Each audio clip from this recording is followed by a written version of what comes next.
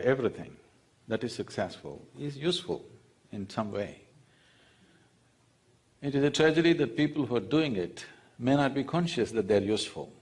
They may be just thinking of profit, profit, profit as the bottom line, but they don't understand or enjoy that they're creating something worthwhile for the world, which they're anyway doing. Actually, I must say this, the first time when I was at the Economic Forum in Davos, people were almost resentful. Why is a mystic attending a business meeting? I happened to be at a dinner table with someone who was a leading computer makers of the time, and he asked this question, "Why are you here?" So I asked him, "See, what's your business?" He said, "We are one of the largest computer makers in the world. They got bought over by the Chinese some time ago." So I said, "See, whether you manufacture a computer or a safety pin, the essential business is human well-being. It's just that you've forgotten, that's the only problem with you. Whether you make safety pin or spacecraft, it's still useful to the people, that's the reason why it's in business. But you have forgotten, and because of that you suffer.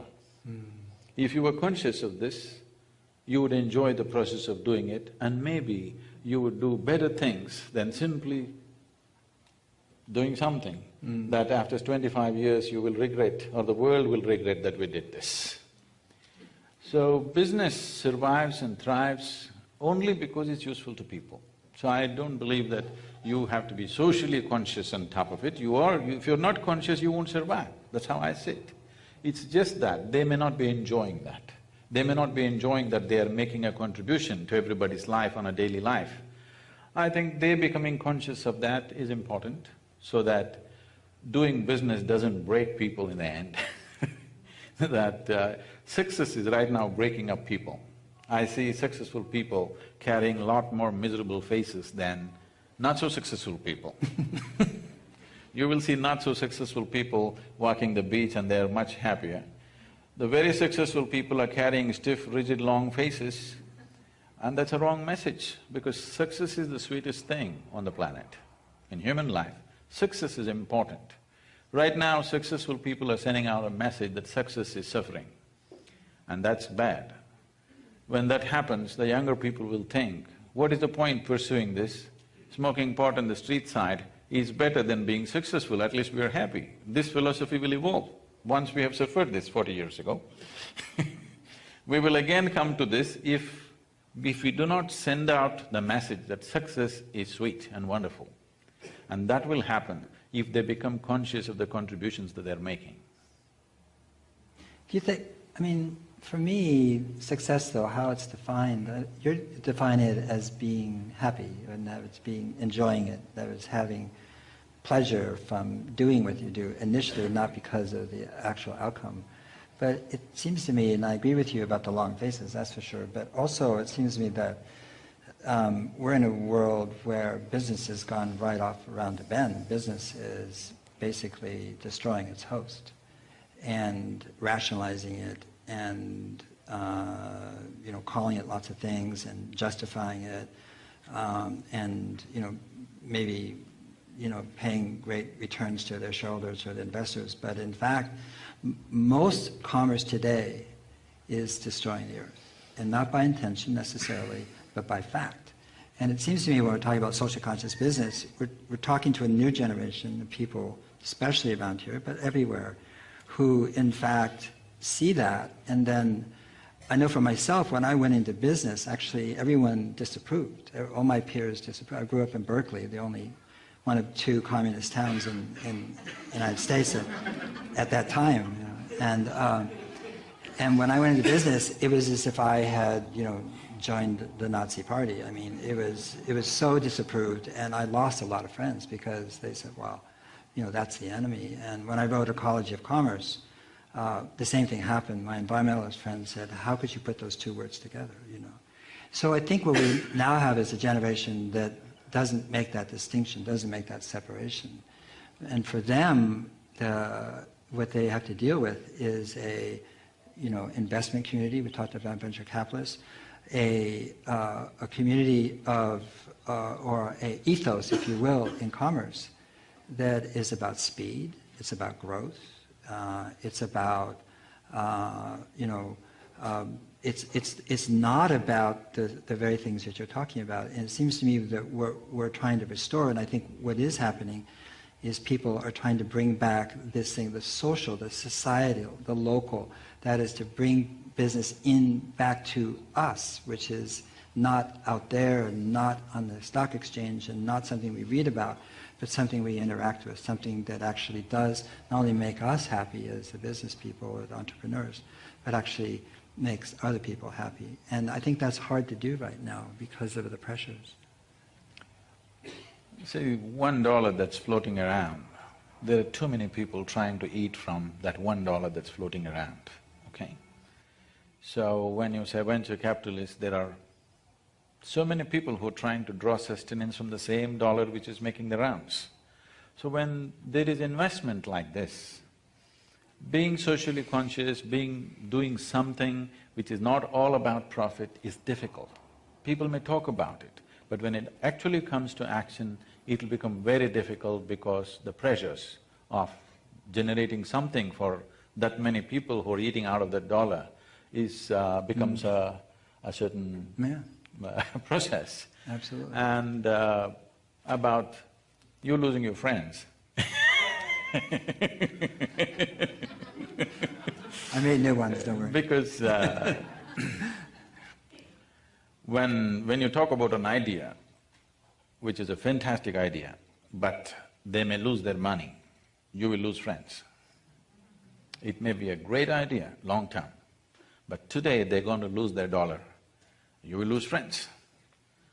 And for this to happen successfully, all these long-term ideas, it needs a certain level of administrative or governmental support. It cannot be done by active money which has to earn today to pay somebody tomorrow. That money cannot do this work. Right now, all this is trying to be done by private investors, and private investment is on a fast track. It has to generate money, you can't keep it 10 years investment or 15 years investment of a payback schedule. It has to pay back in the 3 months or 6 months or 1 year. This is not just the investor's hurry because the money comes from elsewhere. Who is in a hurry? And there are too many people on the way who are in a rush. So, if these long-term ideas, which are truly wonderful for the world, have to happen, the government needs to invest in that, otherwise it's never going to happen. It's only going to be a talk because private money cannot do that long-term. Private money will not go, it can't span itself that distance. We have some wonderful institutions here, the Rudolf Steiner Foundation, RSF, and then Woody Tash Slow Money. We have actually now people and organizations really coalescing around this idea of the speed of money, that is, slowing it down and extending the timelines in which money is supposed to have a return on capital. EcoTrust in Portland is doing forest trusts, essentially, that pay a modest, return, but they actually restore forest land. And now they're wanting to do that with farmland, that is to say, buy farmland that's been really mistreated and then buy it, restore it to organic, restore its biological qualities, and then I don't know how that's going to work with farmers, but nevertheless, this is a movement that's very strongly emerging, and I think people really understand that money needs to slow down. I was at a wonderful conference a few weeks ago, 3 weeks ago. I don't know if Lisa Gansky is here, but she put it on called MESH, and it was about the sharing economy and peer-to-peer and sharing. It was a fantastic conference, and one of the data points that really struck me was the one between Airbnb and Intercontinental Hotels. Intercontinental Hotels today is the largest hotel chain in the world. It has 650,000 beds, and Airbnb has 650,000 beds too, and they did it in 4 years, and with no capital for beds anyway.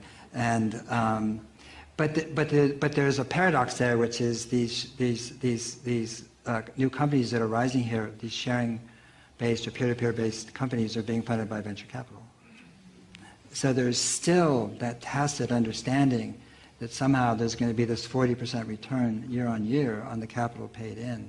And what I see, and people show me their business plans and their spreadsheets, and they're really tortured in a sense to get them into shape to show this, kind of growth, and that growth we understand biologically as cancer and not development. And so in a sense we're funding, as you say, because of proxy money, and proxy money doesn't have an owner. That's what I'm saying about local again. It doesn't. Who owns that money?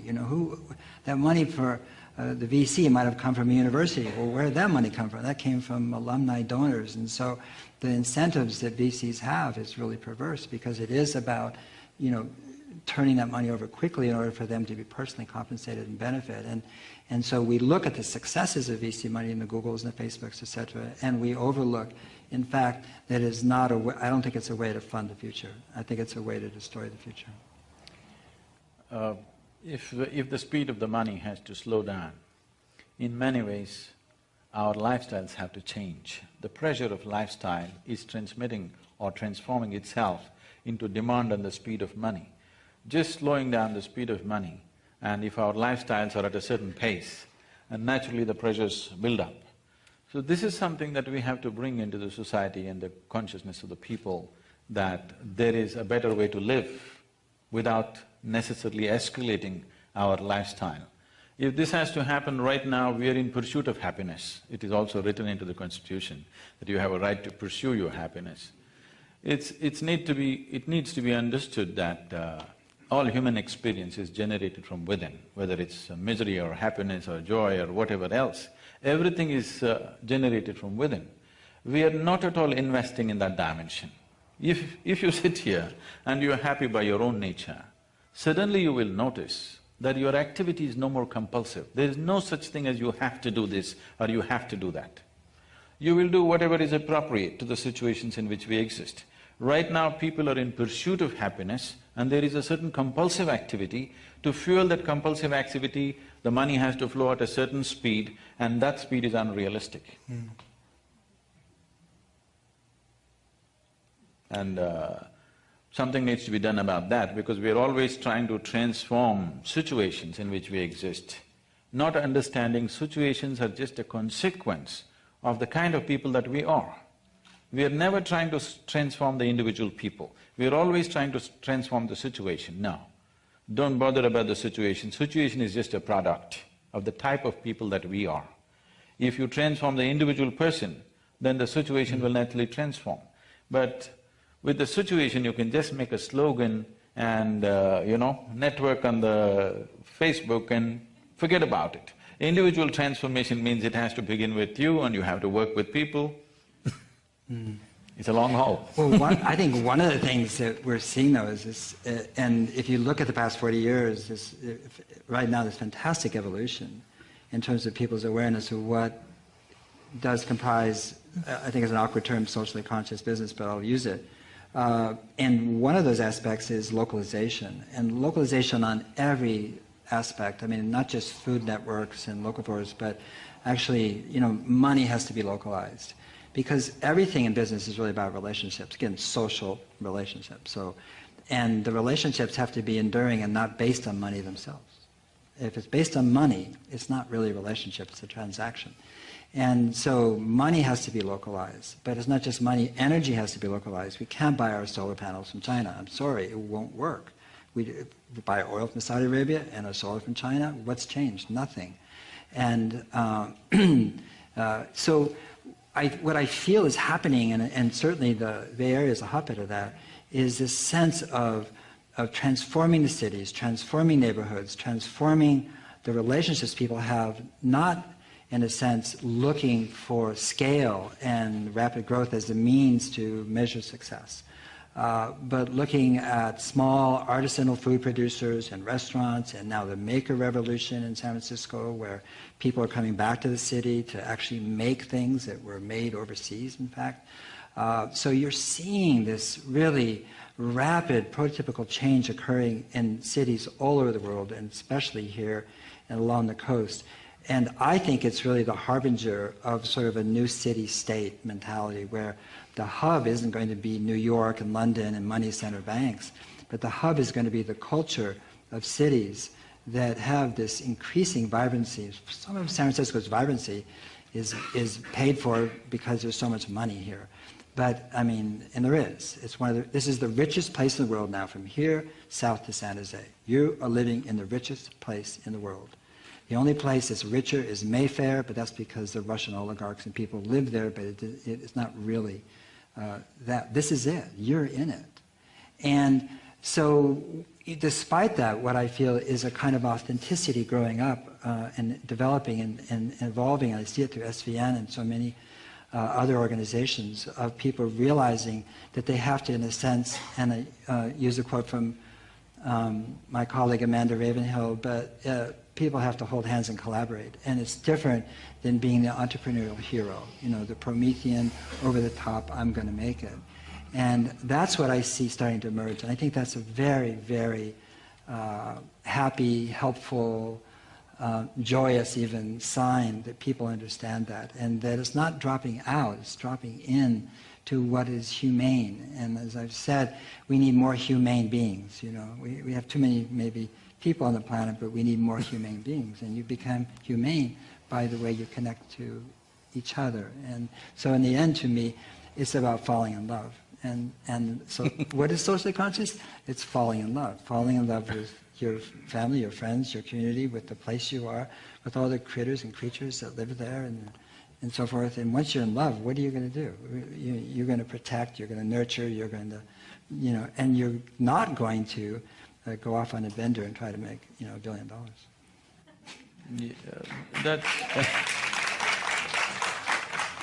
that's a very popular answer that I'm going to disagree with.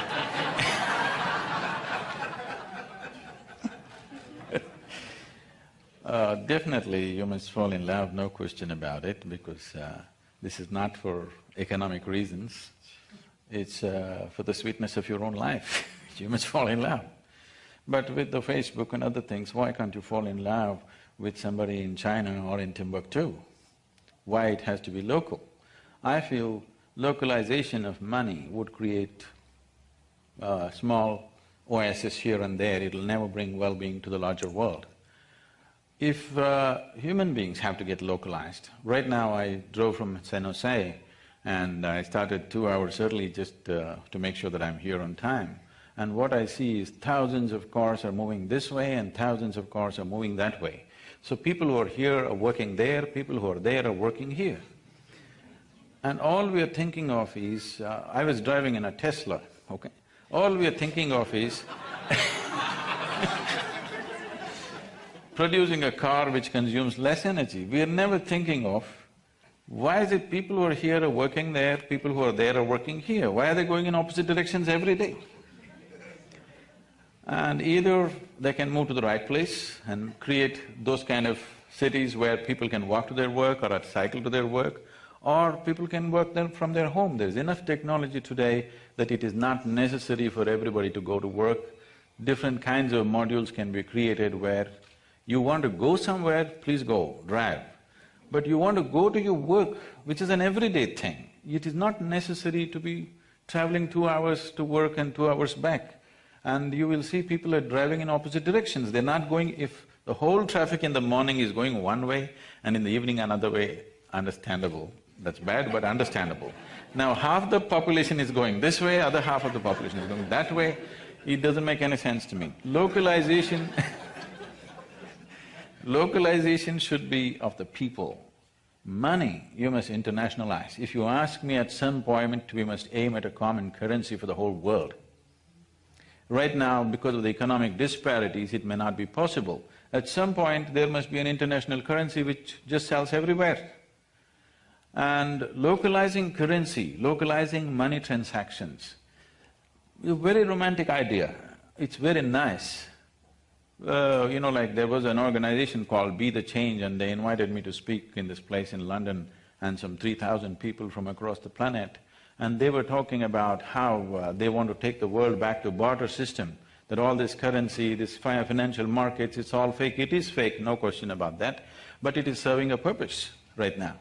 The problem right now is, before money becomes a productive process, in the pre-productive process itself, people are milking it hard, right there. Yeah, I think what I'm talking about localization is the banking system itself. And right now, I got an offer from Bank of America to change my mortgage, and because it's at 4.5%, and you can get mortgages for 3.375. And I thought, well, I'll just call them up first. I have a friend who's a mortgage broker, but I called the bank, and I got on this voicemail hell forever, and this and this and this, and I was talking to somebody in India. So what I'm talking about, and hello, yes, can I help you? And then what's your name? And then what's your social again? And over and over and over again. And then what rate would you like? And I said, I asked you, I'm calling to see what you're offering, not what rate I would like. I'm not bargaining. To me, this is the idiocy of the system we have today. I'm sorry. And that is, when you have a local bank, it doesn't mean it's local currency. It means that the currency, it's our currency. We're lending to each other. There's trust. And the basis of a healthy economic system is trust. And there is no trust in the system. And the trust is gone. And we are being algorithmed and objectified by our banks, by our search engines, by our social media, and we're being studied and computed and recomputed and marketed to. We've all become objects to these huge institutions. And as Jaron Lanier talks about, the people with the biggest server farms and computers are winning, and they're concentrating capital. So when I'm talking about localizing, I'm not talking about barter systems, I'm not talking about, let systems are fine, local exchange systems are fine too, but I'm talking about is relationships. Relationships, it means something. So when you call somebody, they say, oh, hi, how are you doing? And what do you need? Oh, let me get back to you, or whatever. I'm talking about a world that makes sense to us. And I'm just saying, as it's scaling, the financial system is making us, sort of into, again, it's objectifying us, and it's making us into aliens, all of us, to a system that doesn't serve us. It's serving them, not us. And I think Lanier was very, very, very clear about this. When the 1% has more money than the middle class, democracy is dead. Because it's the middle class that is the fundamental core of democracy. And when the 1% has all the resources, or most of the resources, you can kiss goodbye to politics, to policy, to decency, to regulations, and governments making investments in those things that count, because the investment's going to go to concentrated capital. See, when we coined the word capitalism, that word came in because the access to capital was limited to a very small number of people. What you're saying is very true, that 1% has more money than what rest of the whole population has, that's a fact. But what we also need to acknowledge is, wealth is more distributed today than ever before in the history of humanity. That's a fact too. So we're in a process, and about Beijing or Bangalore being local is happening, it's not yet happened. Right now, talking to somebody in Bangalore, you're feeling like, oh, somebody who doesn't know me is talking. But that will change too. You will feel Bangalore is a local place after some time. It is still new. It is still new happening.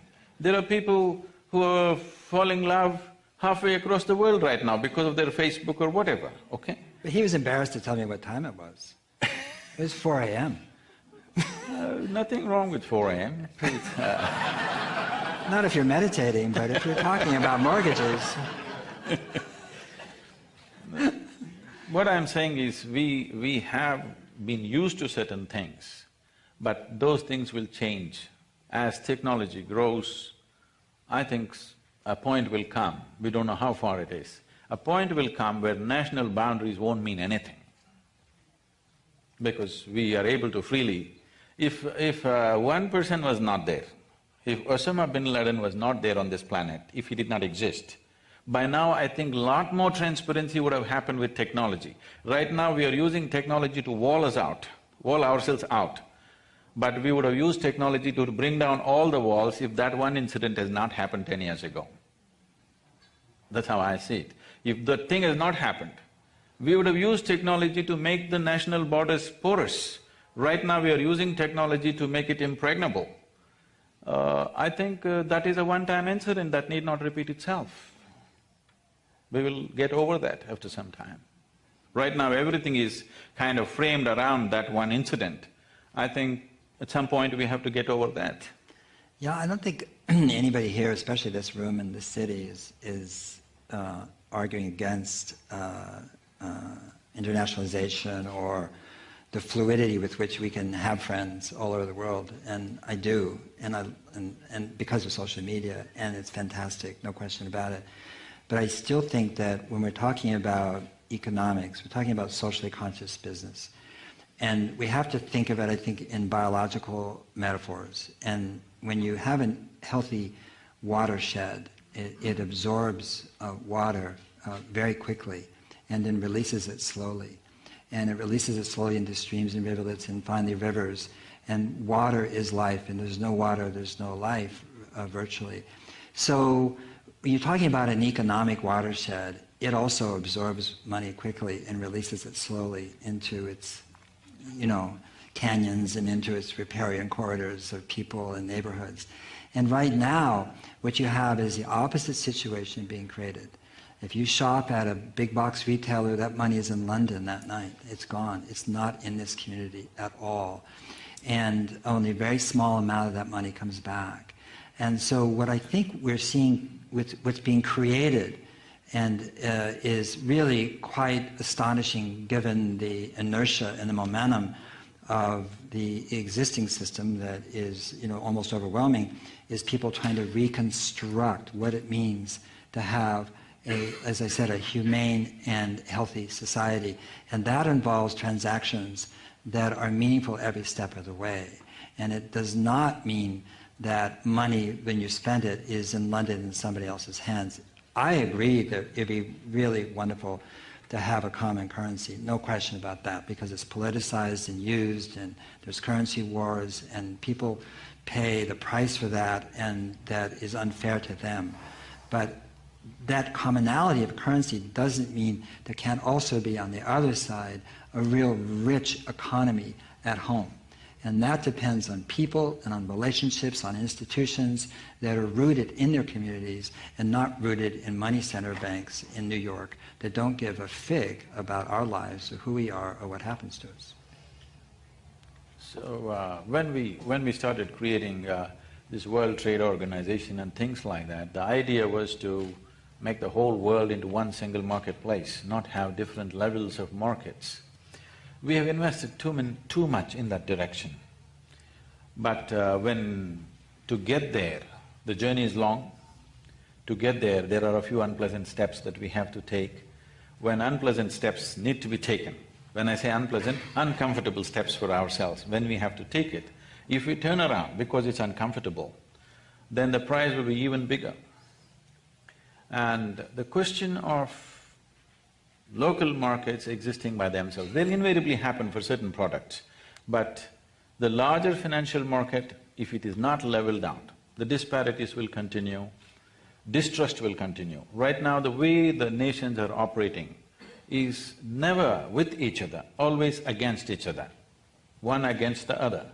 When big forces continue to operate one against the other, the expense of it is too much.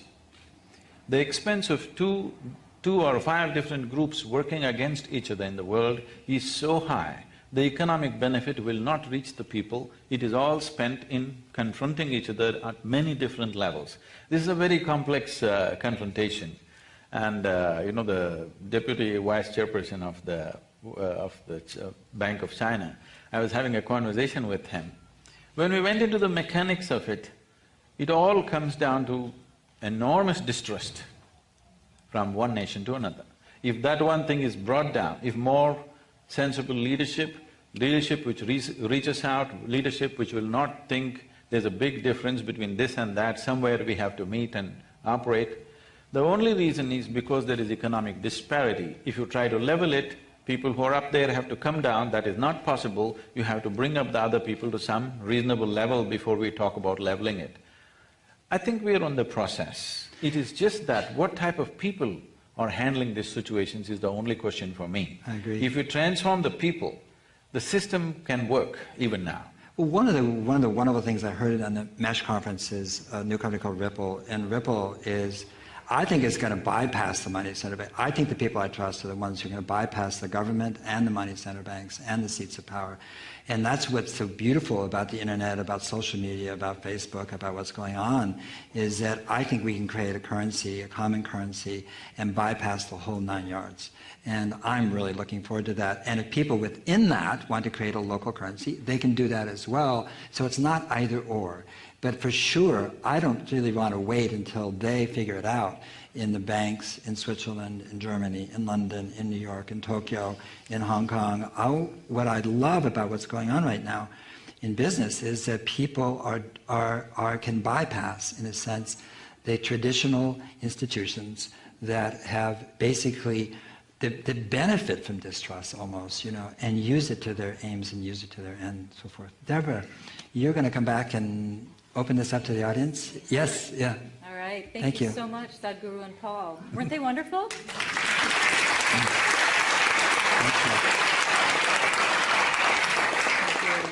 As a reminder to our radio audience, this program is presented by the Commonwealth Club's Inforum, Connect Your Intellect. For more information about Inforum and its upcoming events, please visit facebook.com/InforumSF or follow us on Twitter at InforumSF. Tonight we're hosting Sadhguru and Paul Hawken as they talk about socially conscious business.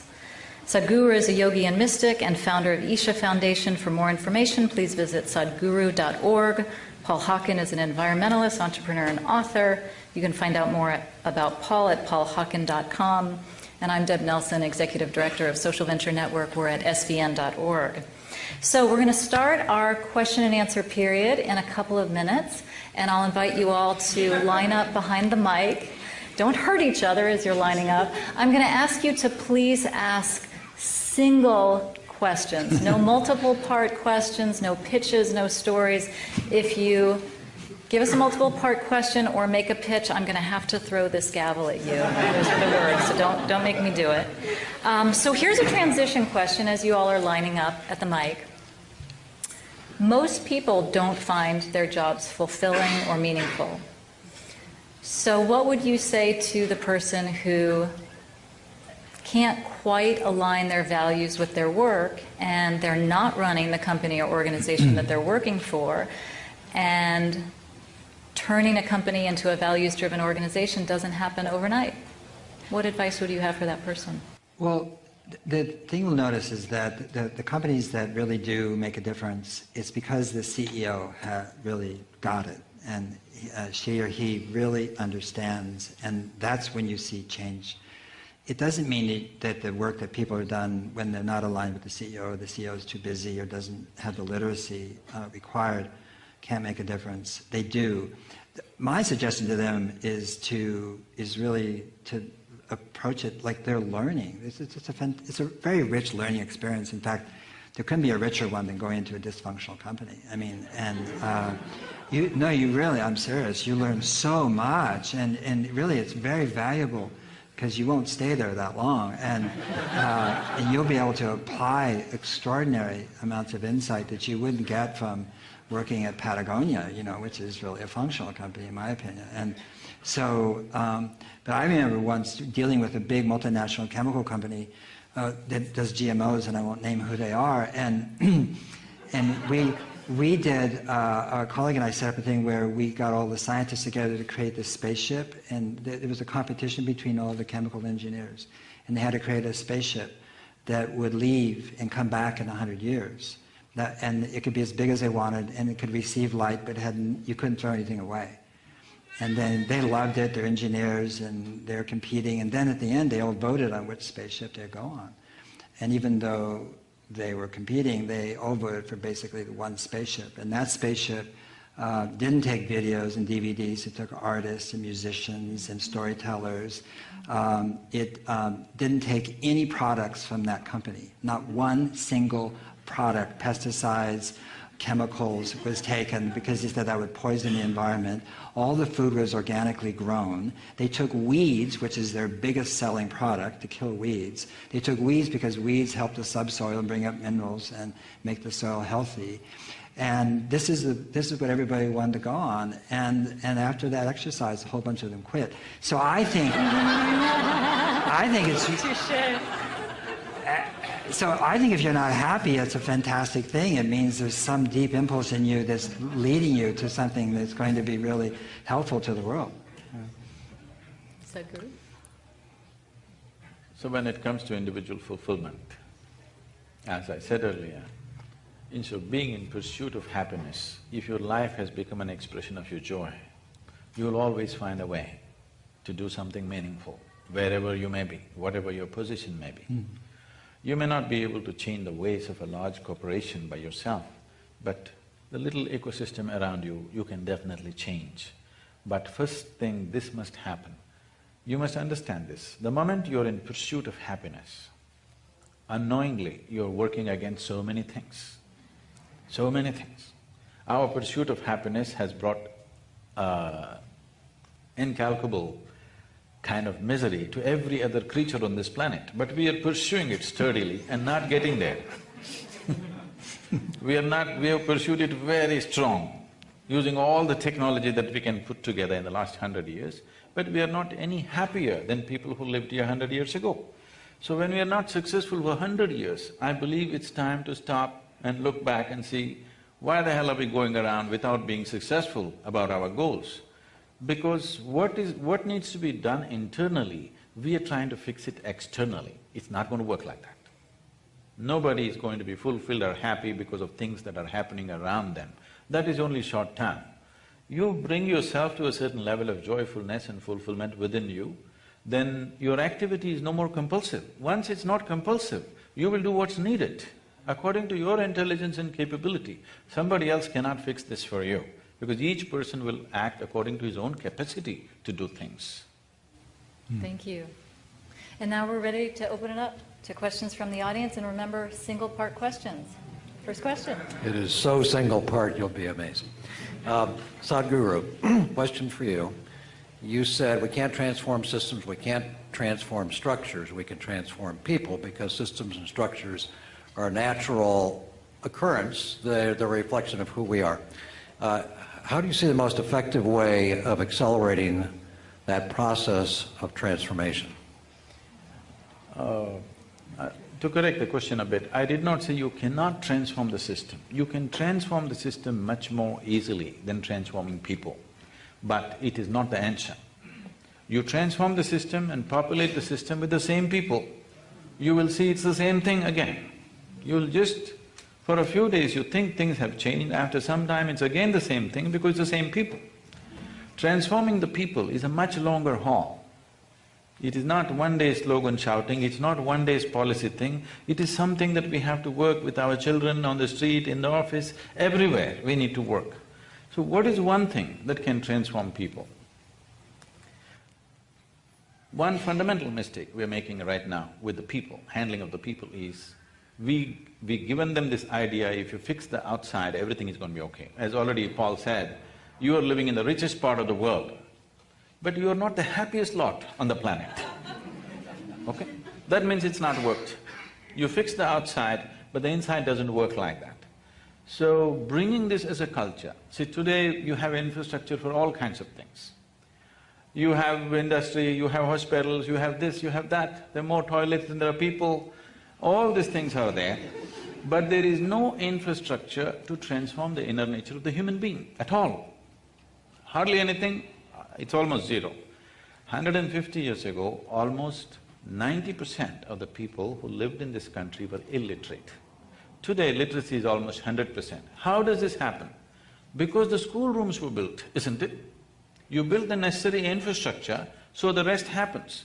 For the inner transformation of the human being, there is no investment at all. Private, little this and that. There is no large-scale development of infrastructure. As a part of this, we built the largest meditation hall in the Western Hemisphere in Tennessee right now, because this infrastructure needs to come up in big time, where people are focused towards their inner transformation. Otherwise, as there were illiterates 150 years ago, right now there's an illiteracy about how to handle myself. When you yourself are an issue, believe me, everything in the world will be an issue. Thank you. Next question.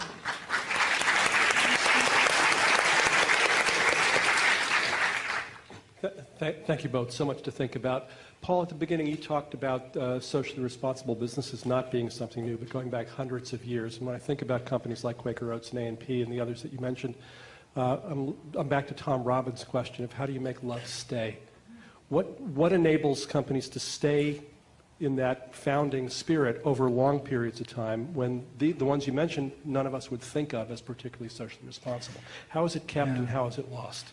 That's a really good question. I'm not sure they can because Ari Degus at Shell did a study on businesses, corporations that are over 400 or 500 years old.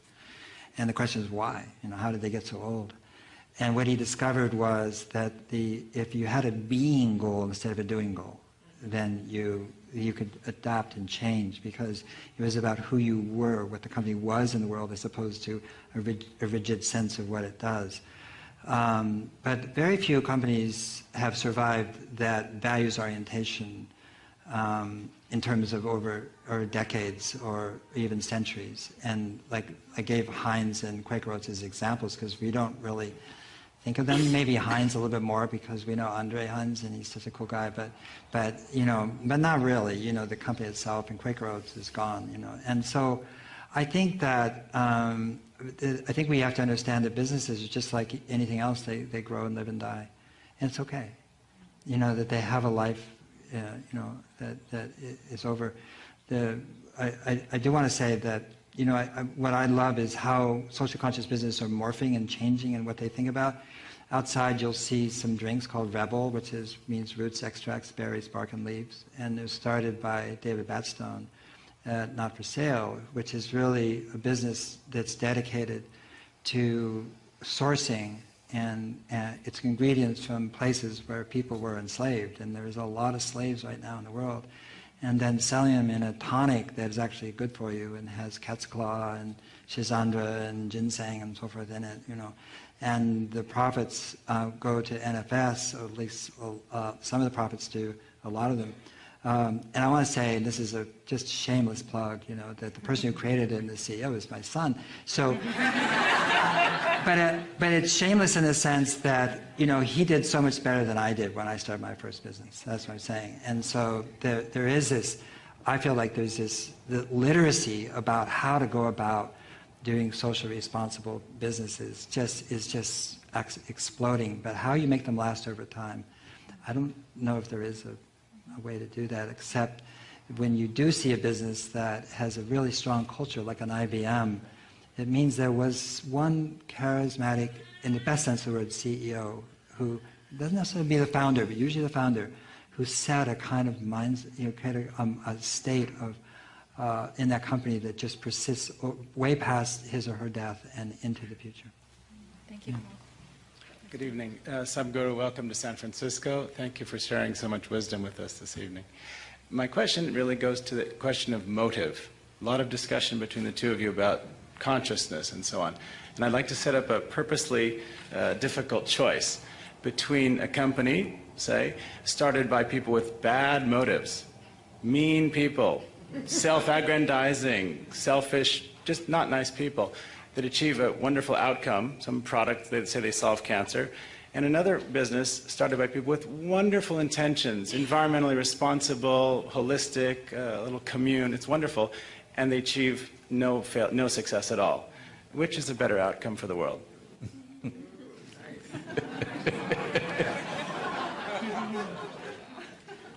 Now, when you do a certain activity, economic or otherwise, the most important thing, the most important aspect of any activity is to do it the way it works.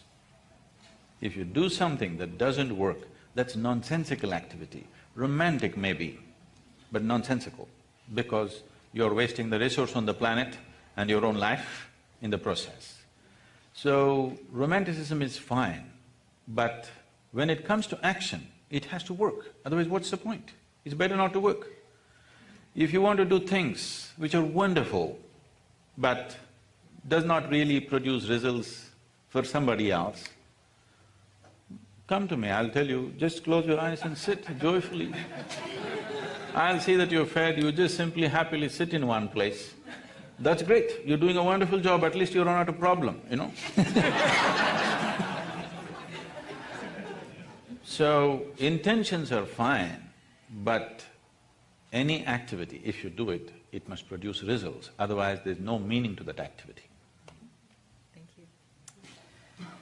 I had another question, but that comment has me. And what if doing focused on results ends up being exploitative, ends up being oppressive, ends up being not in the, I mean, I'll think about the women who were working in Bangalore, all right? Bangladesh.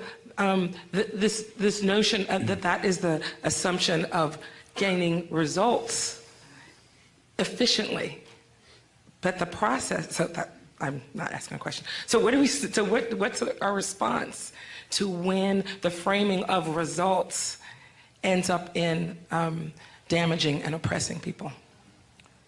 I would say the values that you have evolved with a certain level of economic well-being, please do not impose that on the rest of the world. You understand? Somewhere a child is working, somewhere a woman is sitting up in the night. Do not judge this.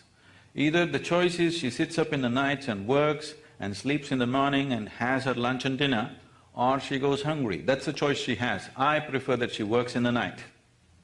I prefer a child, an 8-year-old child works rather than being on the street and malnourished and dying at 15, 20 years of age. I prefer he works. Unless you can really make the world in such a way that every child can go to school, everything can happen to everybody, till they reach such an economic status as a society, imposing your levels of values upon them is completely unfair and it's a misunderstood concept. I prefer the child eats and works, all right, it's exploitative, I know that, I'm completely against it within myself, but right now I'm okay with this, because at least he gets to eat. Next question. My question is for Sadhguru. Why is everybody shooting at me? Somebody get it. An easy one. So this is regarding the point that you made earlier about investments for conscious business should come more from government who have a longer term vision than from venture capital who has a shorter term vision. As an entrepreneur who's interested in doing a socially aware conscious business, where do I start? Because the government is not there yet and the venture capitalists don't have the long-term vision to fund an idea or organization that's going to take a longer period of time to produce results.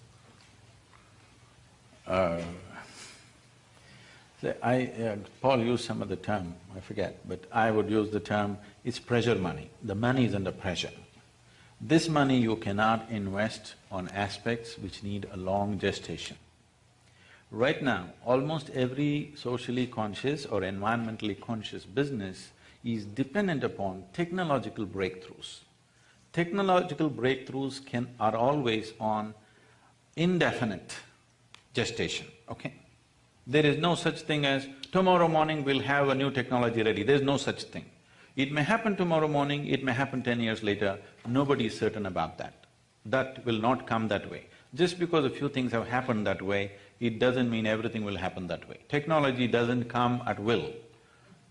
It takes so much to happen around, you know. Nobody knows when it'll come. So this pressure money, which is on pressure, that it has to produce something on a daily basis, that money cannot serve that purpose.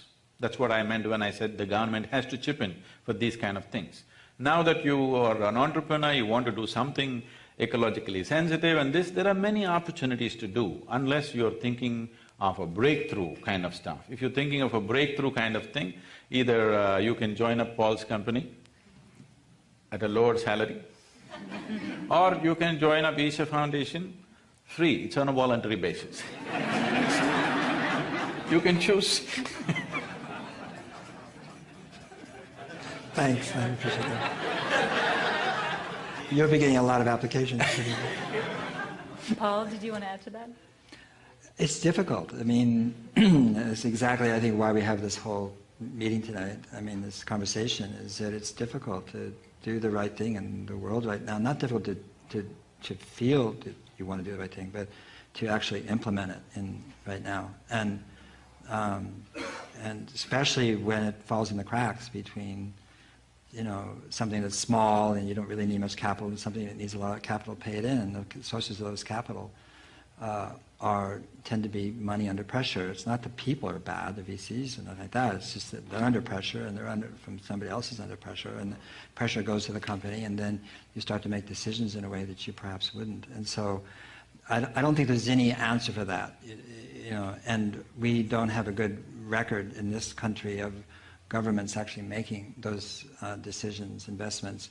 We actually have a pretty good record, though, in this country, and as other countries do, in the government investing in research and development. And I think that's where the government should go. It's more money to education, more money to universities, more money to institutes that are doing legitimate research, and then they can figure out how to commercialize it and who to license it to. That makes a lot of sense to me. And I wish we weren't controlled by people who think government is bad in this country, or the Congress wasn't controlled that way. So we could start to invest in the future. And right now, basically, as I've said many times, we're basically selling the future in the present and calling it GDP, and we're destroying our children's future and calling it economic growth. And we could just as easily have an economic system which investments go to healing the future, to creating natural capital, to restoring living systems, to restoring our forests and our river and our coral reefs and our oceans and our atmosphere and our children's education and so much more. And we can make money doing that way too. We can make money either way, and we're so stuck on this idea that somehow we've got to sell the future in the present, otherwise we won't get rich fast enough. And I somehow that has to really change, and I think it's only going to change by example. The small enterprise can run on pressure money, but the larger corporations and the government cannot run on pressure money. But right now, the government is running on pressure money, which is very unhealthy. Next question. Firstly, thank you, both of you. It was a really great discussion. I saw the topic, socially conscious business, and I was pretty much like how Sadhguruji talked about it. Every business is supposed to be socially conscious. So that's what I thought when I looked at the title. It was really useful, I should say, from my perspective, to see what's next in the socially conscious idea. So the question I have is pretty much for both of you. When I saw Paul talk about the objectification of a consumer, like when I, as a consumer, interact with a company, and then when I feel objectified, that's something that I don't want, right? So when we see a business should be socially conscious, there are some things that we have to put in as a vision for the company that comes from a consumer's perspective, right? Like what other things do you think would the consumer want that would make a business socially conscious?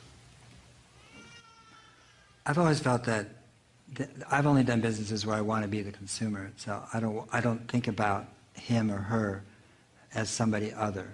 And I've been happy to create businesses where in fact, really, I just thought there'd be a few customers, and in fact, there were just a few.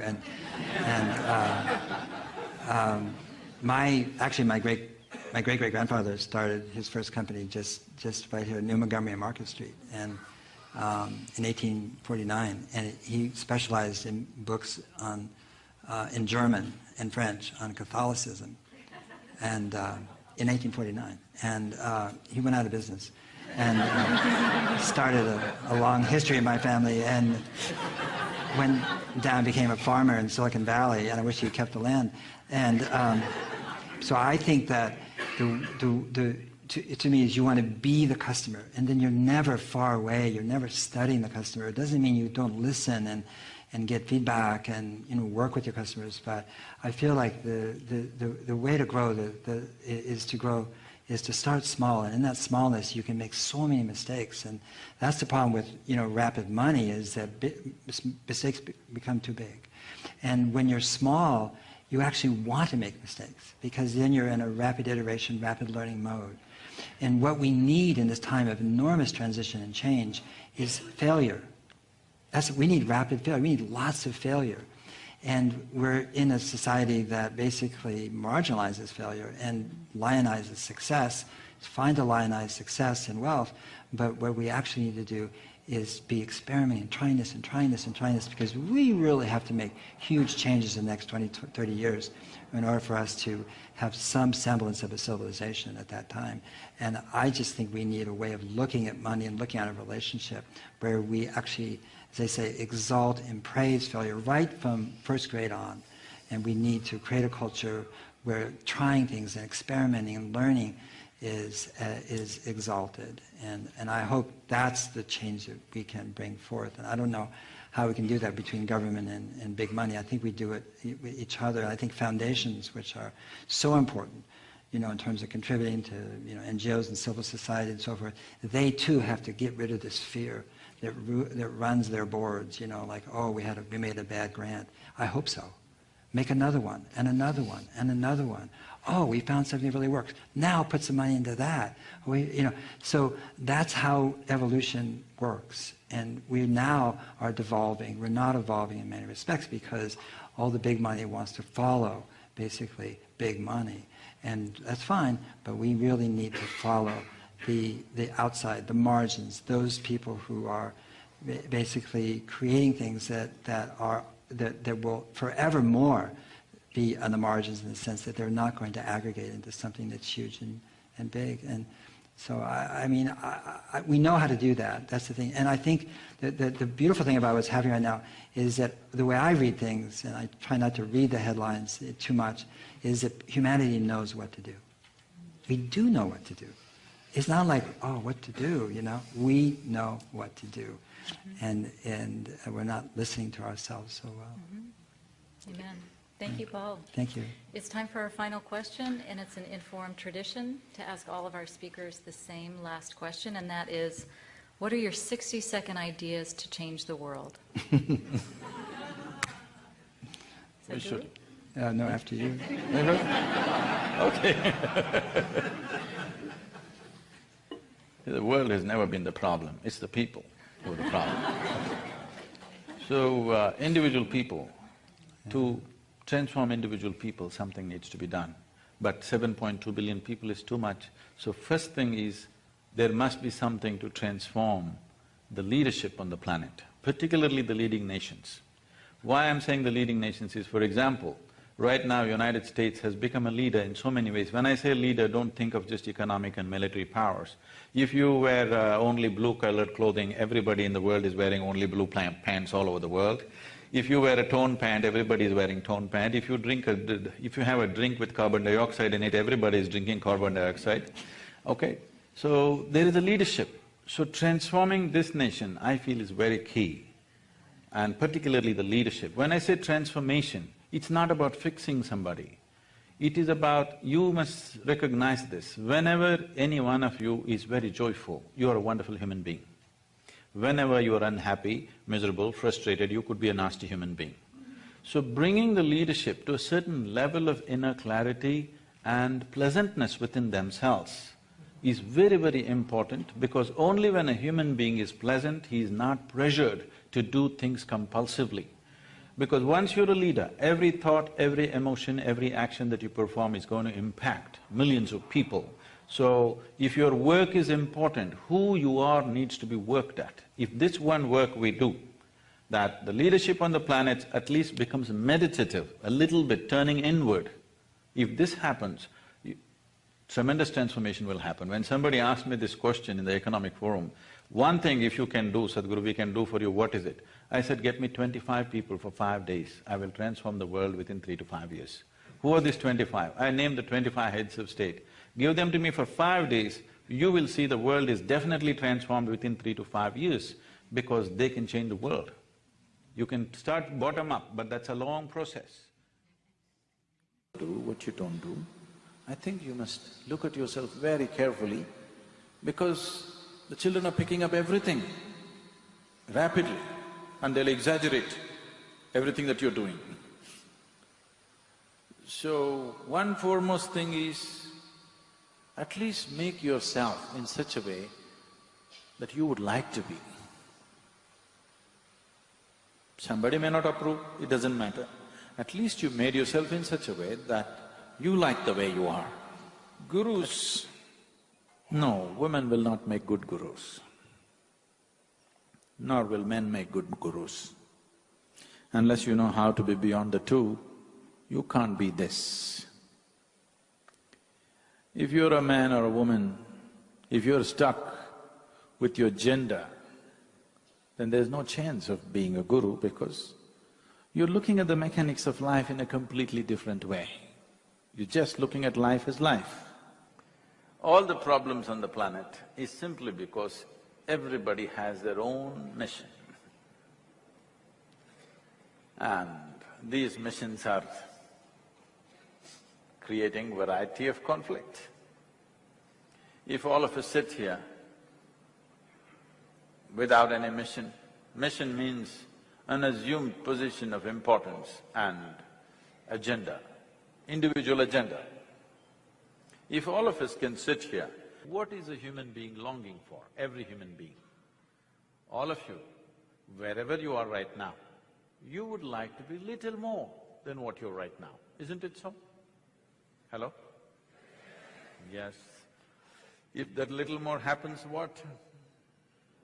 Little more? If that happens, what? So it looks like in installments you're going towards something. How much more would settle you for good? Let's look at it right now.